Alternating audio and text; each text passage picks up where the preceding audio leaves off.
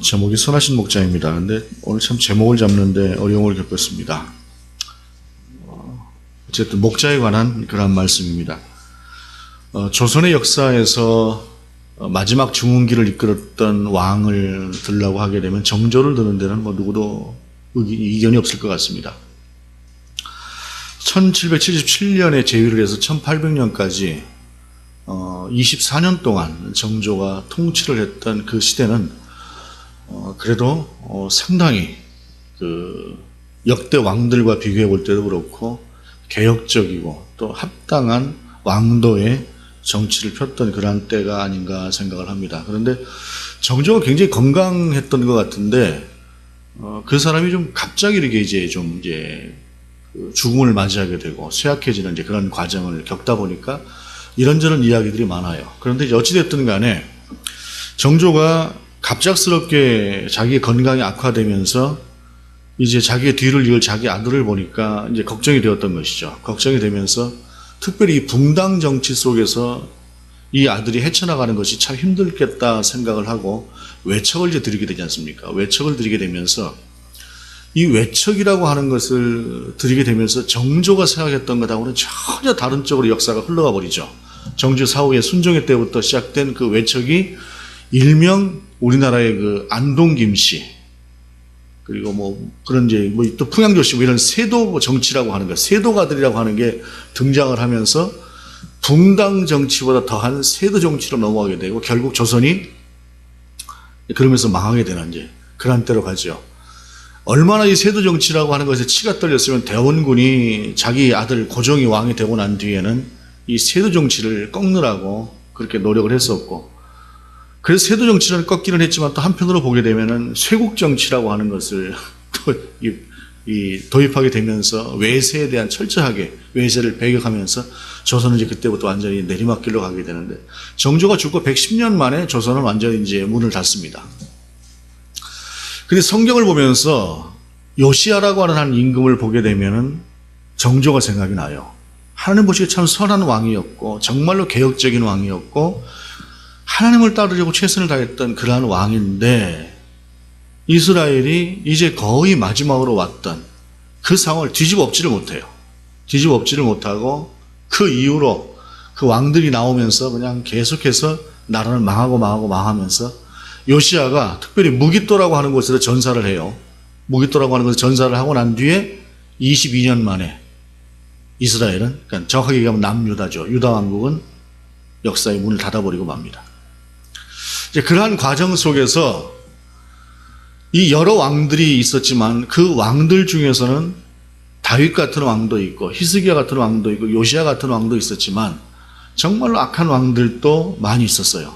그리고 그런 왕들에 의해서 결국엔 이스라엘이 멸망을 당하게 되고, 결국엔 이스라엘이 망한 그 이유는 무엇 때문이냐면 통치자들의 잘못이었죠. 왕들의 잘못. 그 왕들의 잘못에 대해서 오늘 본문 아주 신랄하게 꾸짖기도 하고 또 그러면서 새로운 희망을 주는 그런 말씀을 합니다. 본문 1절 이렇게 시작을 합니다. 공동번역으로 읽어드릴게요. 여러분은 이제 개역개정판을 보면서 공동번역으로 한번 들어보시기 바랍니다. 이 저주받을 것들아. 신랄하죠. 양떼를 죽이고 틀어버리는 목자라는 것들아, 야훼의 말을 들어라. 야훼는 여호와예요. 그러니까 여호와라고 하는 그 히브리어의 특성이라고 하는 것이 지금 여호와인지 야훼인지 원래 발음이 무엇인지를 아무도 몰라요. 그런데 야훼가 더 원래 히브리어로 불렀던 하나님의 이름일 것이다 생각을 하고 야훼라고 부르기도 하고, 그 신학적으로 그러니까 신학을 하는 사람들은 거의 야훼라고 읽습니다. 그런데 성경은 이제 여호와라고 이제 번역을 그냥 그래서 그렇게 이름을 부르고 있죠. 그런데 어찌됐든 야훼의 말을 들어라라고 하면서 이 목자들에서 저주가 있을 것이다라고 하는 아주 신랄한 그런 저주를 퍼붓고 있는 것이 이 본문의 말씀이에요. 본래 보게 되면 이스라엘에 있어서 목자라고 하는 직업은 가장 사명감이 투철한 직업이 목자입니다. 우리가 지금 여러 직업이 있지만 여러 직업들 중에서 소방관을 상당히 그 사명감이 있는 직업으로 우리가 이야기를 하지 않습니까? 왜냐하면 소방관들은 자기의 몸을 생각하지 않고 불구덩이로 뛰어들어서 사람을 살려내고 지켜내고 하는 그러한 것처럼 이 목자들도 마찬가지로 맹수나 이런 것들이 달려올 때에 자기 몸을 생각해서 피하지 않고 달려들어서 그 양떼를 지켜냅니다. 그리고 양떼가 자꾸 흩어지고 할 때는 하나로 모아서 우리로 들여모으기도 하고 하는 이제 그러한 일들을 하는 것이 이 목자인데, 이 목자는 생명을 걸어놓고 그 일을 하는 것이 목자예요. 그런데 오늘 그 목자들을 향해서 이 저주받을 것들아 라고 하면서 본문이 시작이 되고 있어요. 이게 무슨 말씀인가 라고 생각을 해보면은 2절에서 보게 되면, 그러므로 이스라엘의 하나님 여호와께서 내 백성을 기르는 목자에게 이와 같이 말씀하시니라. 너희가 내 양떼를 흩으며 그것을 몰아내고 돌보지 아니하였도다. 내 백성을 기르는 목자, 즉 왕들을 가리키는 것입니다. 통치자들을 가리키고 있는 것이에요. 그러니까 이것은 일반적인 목자들을 향해서 저주받을 것들아라고 하는 것이 아니라 이스라엘의 왕들을 향해서 저주받을 것들아 하고 그 왕들을 저주하고 있는 것이 오늘 본문의 말씀이다라고 하는 것입니다. 요시야가 마지막 현군이에요. 그가 주전 609년에 무기또에서 죽습니다. 무기또에서 죽고 나서 그의 아들이 뒤를 이어서 왕이 되는데, 이 왕이 되고 나서 3개월 있다가 쫓겨납니다. 왕에서 쫓겨나서 애굽에 의해서 쫓겨나고, 이때는 이제 이 요시야가 죽고 난 이 무렵에는 국제 정치가 요동치는데, 전통적으로 애굽이라고 하는 강한 나라가 있었고 위쪽에서는 또 아수르가 나오다가 아수르를 바벨론이 멸망시키고 바벨론이 이제 막 떠오르는 태양이 되고 있는 때예요. 그런 상태에서 여전히 애굽은 강하죠. 그러한 강한 애굽이 이스라엘을 딱 좌지우지하면서 너 나가 하고 다른 왕을 딱 세웠어요. 다른 왕을 세웠는데, 그러고 나서 세워진 왕이 누구냐면은 이 엘리야김이라고 하는 사람이 왕이 됩니다. 엘리야김이라고 하는 사람이 왕이 되고 나는데, 이 사람이 애굽 쪽에 있다가 보니까 이게 아니거든요. 이게 아니에요. 그런데 그때 이제 보니까 바벨론 쪽으로, 바벨론이 또 그때 당시에 이제 들어오니까 이 사람은 애굽 쪽에 친애굽 정책을 폈는데, 문제는 뭐냐면 이 애굽이 곧바로 망해버려요. 망해버리는 것이, 완전히 망해버리는 것이 아니라 바벨론에 이제는 완전히 그 힘을 빼앗겨버리고 바벨론에 굴복을 하게 됩니다. 그러면서 친애굽 정책을 폈던 이 사람이 또 힘들어지는 그러한 상태가 돼요. 이것이 왔다 갔다 하다가 결국에는 나라가 망해버리는데, 그 망해버리는 과정 속에서 이제 있었던 이 왕들에 대해서 바로 너희들 때문에 이 나라가 망했던 것이다 라고 하는 것을 이야기하는 것이죠. 사실 여기서 이야기하는 너희 왕들이라고 하는 것은 요시야 이후의 왕들만이 아니라 그 이전에 있던 왕들도 가리키는 것이에요. 우리가 이제 그 열왕기 상하, 역대 상하를 보면서 여러분이 보셨겠지만, 므낫세 같은 왕들이나 이런 왕들은 지가 살려고 자기 아들도 불구덩이에 집어 던지면서 제물로 던지고 살았어요. 그런 왕들이었어요. 그러니까 그런 자들이 통치하던 세상이었기 때문에 그들이 백성을 온전히 통치했다 이렇게 볼 수는 없었던 것이다 라고 하는 것이죠. 어찌되었든 이 시대나 저 시대나 보게 되면은 통치자를 잘 만나야 백성이 평안하게 되는데, 누가 사실 좋은 통치자인가라고 하는 것을 판단하는 것도 사실은 쉽지가 않습니다. 처음 우리 보게 되면은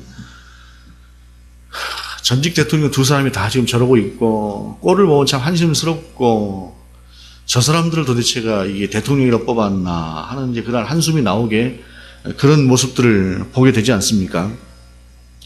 중요한 것이 권력이라고 하는 것을 사적인 개념으로 사용하게 될 때에 문제가 생기는 것이에요. 그런데 모든 권력은 위로부터 내려옵니다. 모든 권력은. 근데 모든 권력은 위로부터 내려오지만 그 권력은 자기가 맡은 그 공동체를 위해서 헌신하기 위해서 주어지는 권력입니다. 그런데 그것이 사적으로 쓰여졌을 때에 그들이 이와 같이 신랄한 비판을 받게 되었던 것이죠. 성경에는 기름을 붓는 세 가지 직분이 있습니다. 제가 자주 말씀을 드리죠. 가장 먼저 있었던 직분이 제사장이죠. 가장 먼저 제사장에게 기름을 부어서 그들을 구별해 세웁니다. 그 다음에 왕을 세울 때 기름을 부었습니다. 그 다음에 선지자를 세울 때도 기름을 부었습니다. 기름을 붓는다라고 하는 것은 구별하여 세운다는 이야기고, 그에게 특별한 권한을 위임한다는 이야기입니다. 제사에게 주어지는 특별한 권한이라고 하는 것은 무엇입니까? 하나님 앞에서 제사장만이 유일하게 백성이 그 죄를 가지고 오고 하나님 앞에 하나님을 만나고 제사를 나오려고 할 때에 제사장만이 그 제사를 받아서 그 제물을 받아서 하나님 앞에 제사를 드릴 수가 있어요. 자기들 마음대로 제사를 드리는 것이 아니라 제사장만이 그렇게 합니다. 다만 성경 속에서 보게 되면 왕들 중에서 다윗 같은 왕이나 솔로몬 같은 왕은 직접 제사를 드리기도 했어요. 특별한 경우에 그들이 제사장 역할도 감당을 했습니다만 그런 특별한 경우를 제외하고는 나머지는 오직 제사장만이 제사를 집례합니다. 그 다음에 왕이 기름을 받는 부흥을 받는 것은 뭐냐면 하나님께서 당신의 백성인 이스라엘을 직접 통치하지 않고 왕에게 맡기시는 거예요. 그렇기 때문에 왕은 하나님의 마음으로 백성을 통치하는 것입니다. 통치하기 위해서 권력을 줘요. 그 권력이라고 하는 것이 군권이라고 하는 것도 주고 세금을 걷는 것도 주고 또한 백성을 동원해서 노역을 시키는 것도 주고 그런 권한을 주고 모든 권한을 주는데 그 주어지는 권한을 가지고 백성을 향해서 쓰는 그러한 군주가 있는가 하면 자기만을 위해서 쓰는 그러한 군주도 있었다는 거죠. 그런데 이후에 그런 군주가 많았다는 것입니다. 지금 문제가 되는 전직 대통령들의 모습도 그렇지 않습니까? 대다수의 국민들이 4대강 하지 마라 하는데도 억지로 돌려가지고 했잖아요. 뭐 지금도 4대강 잘했다고 칭찬하는 분들이 없지는 않습니다만 그분들은 공부를 좀 다시 할 필요가 있는 것이죠. 어찌되었든 간에 그것이 무엇이 되었든 간에 대다수의 국민이 다수의 국민이 하지 말라고 하면은 안 하는 것, 그 과정이라고 하는 것을 무시하고 나아가는 그 독단이라고 하는 것이 결국엔 나머지 모든 문제까지도 문제를 일으키는 쪽으로 가버리게 되는 것이죠. 백성의 말을 들을 줄 알고 백성을 섬길 줄 아는 것, 이것이 설사 자기가 옳아도 필요한 것이다 라고 하는 것입니다.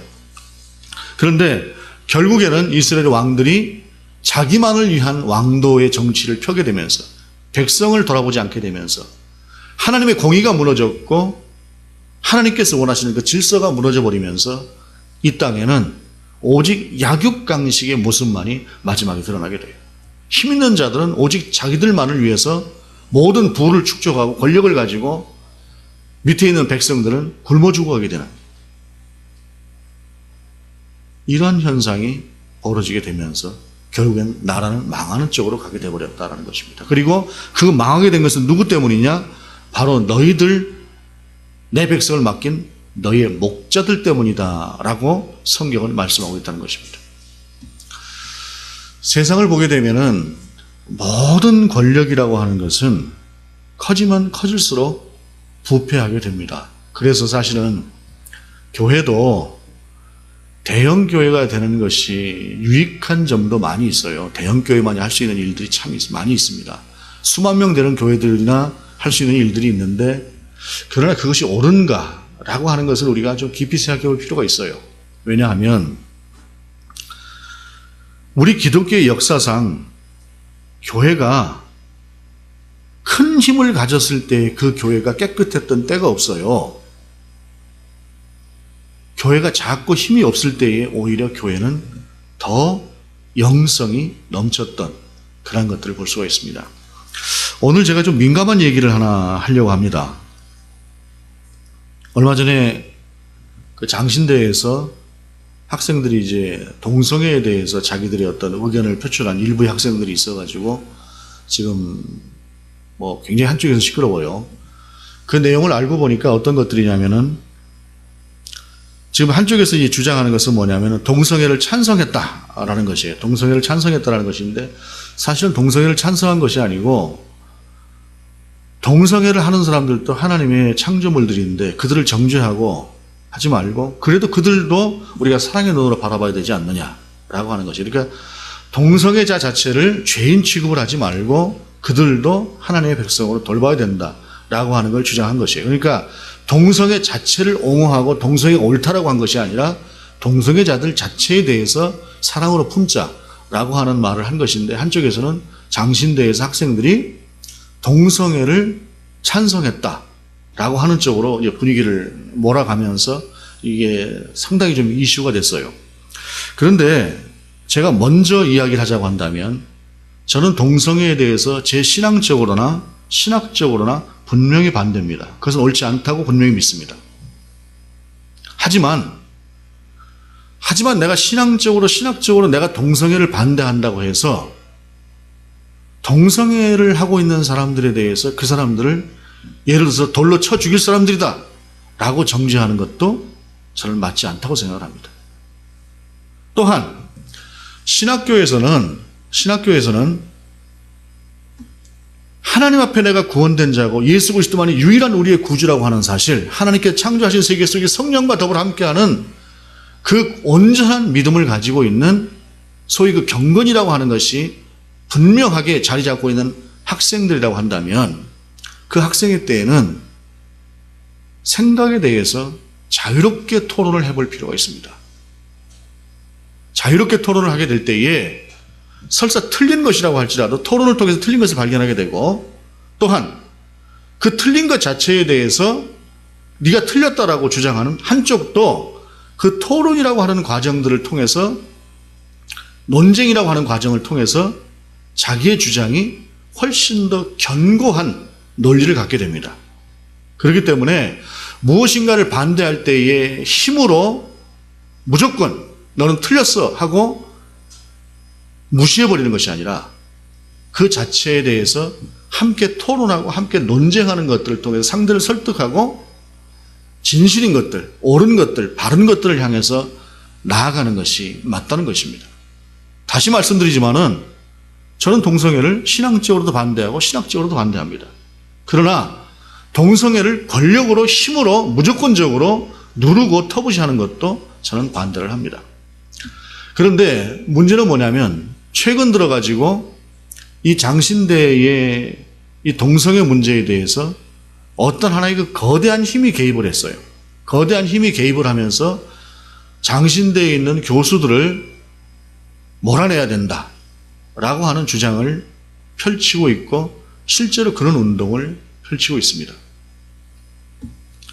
제가 보건대 장신대 내에 있는 거의 대부분의 교수들은 상당히 보수적인 신앙을 가지고 있습니다.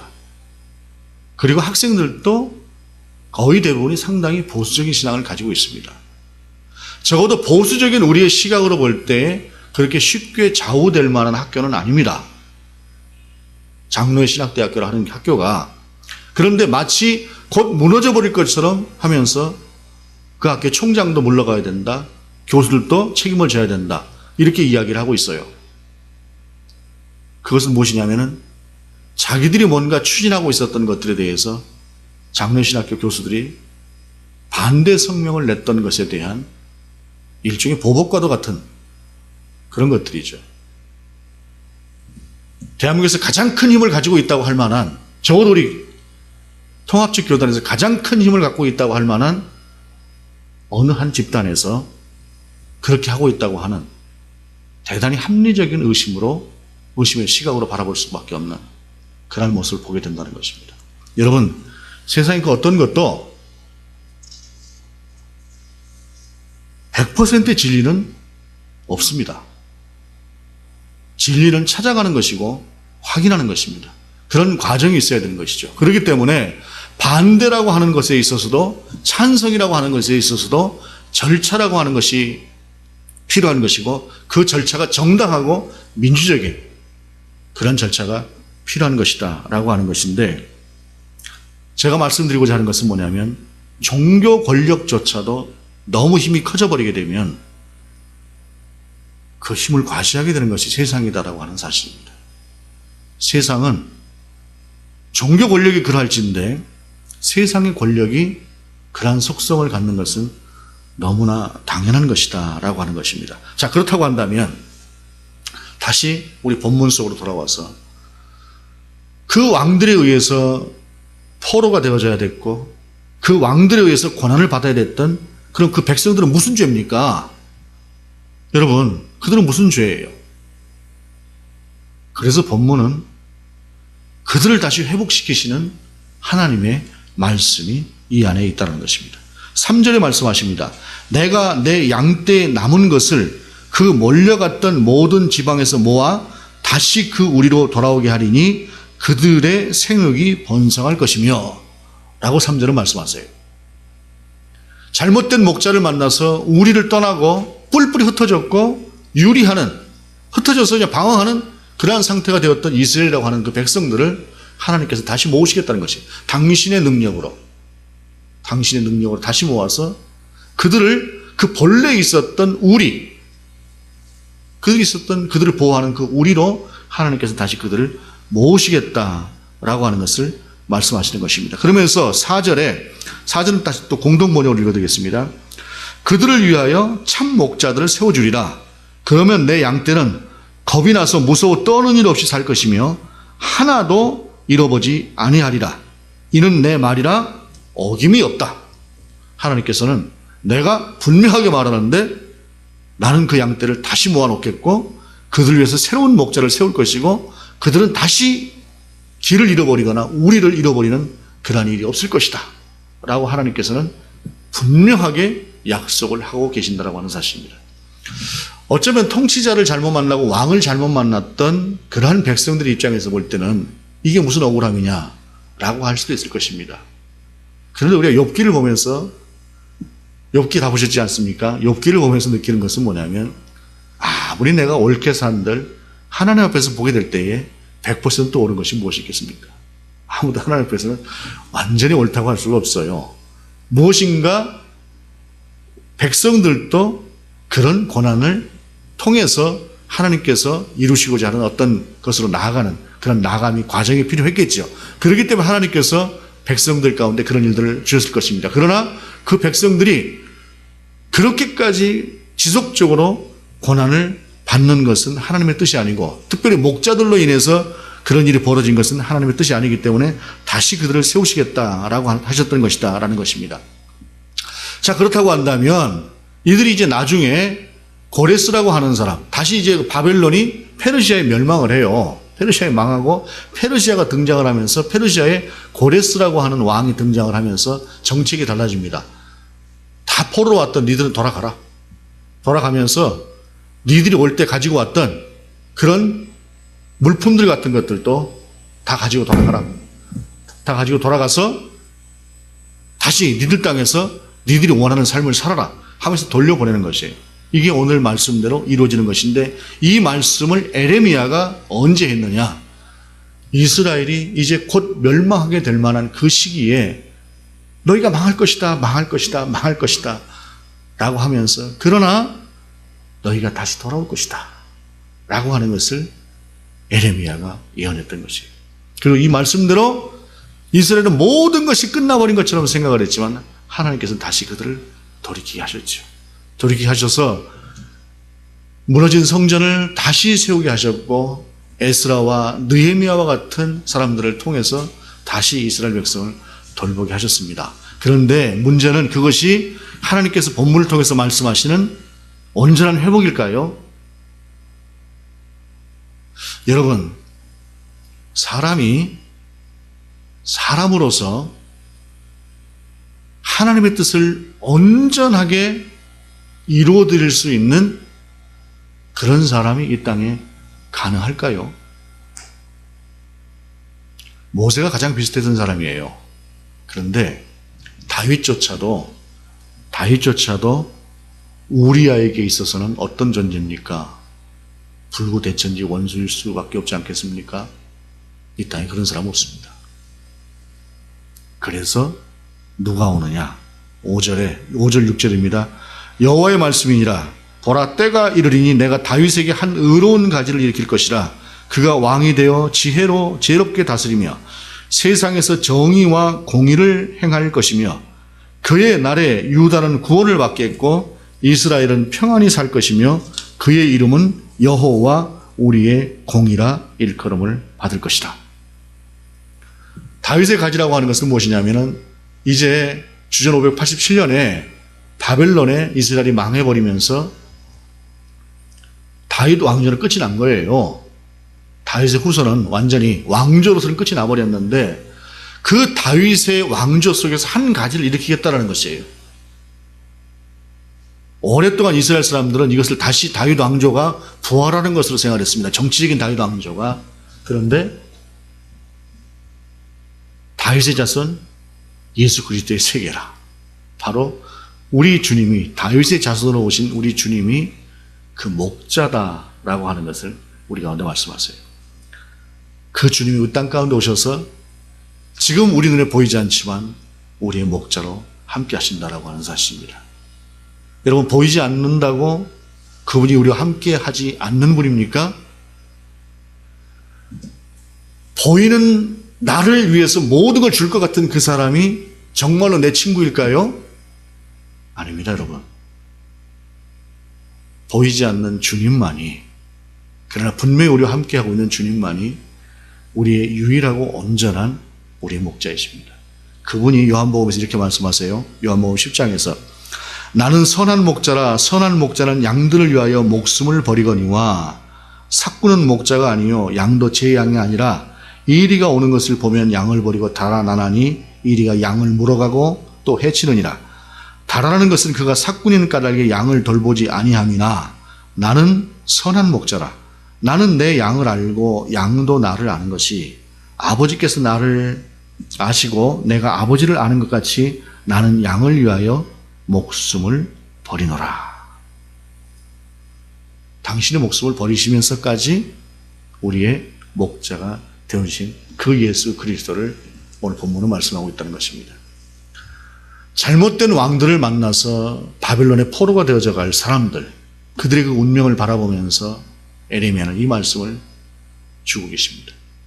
그들이 무엇 때문에 내가 뭘 잘못했다고 할 만한 그러한 사람들에게 그래 니들의 죄는 아니야.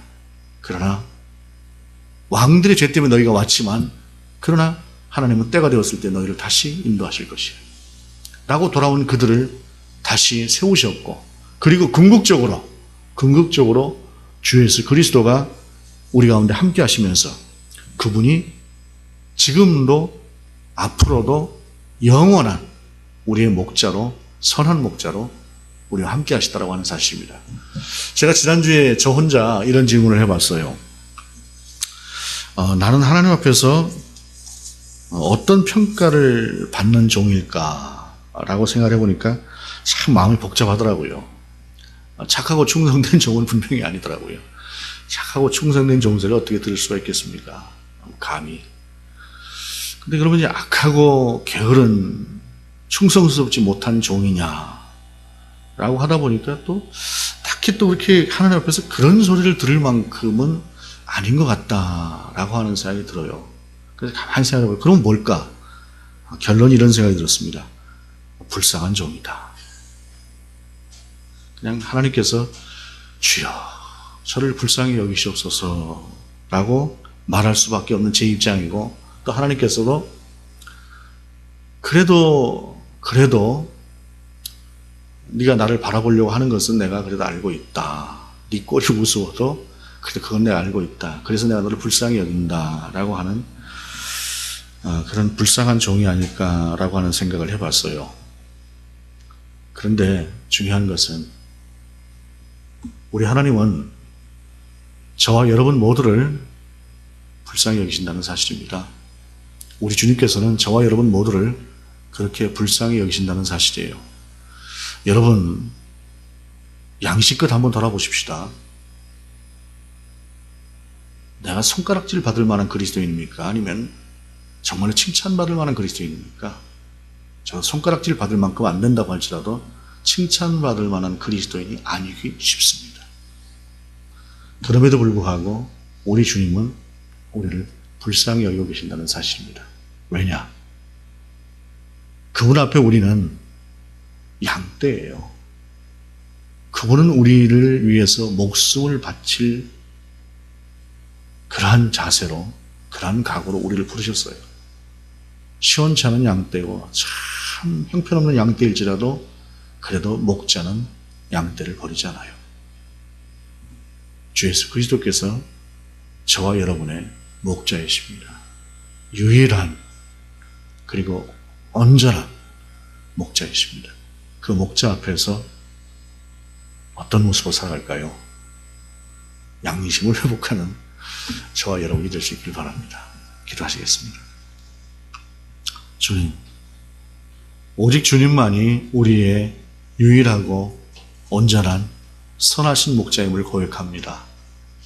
우리가 정말로 양떼와 같아서 어리석게 제 갈 길로, 지 가고 싶은 길로 갈지라도 여전히 우리와 함께 하시고 우리를 부르시고 한 곳으로 인도하시는 그 선하신 목자 앞에서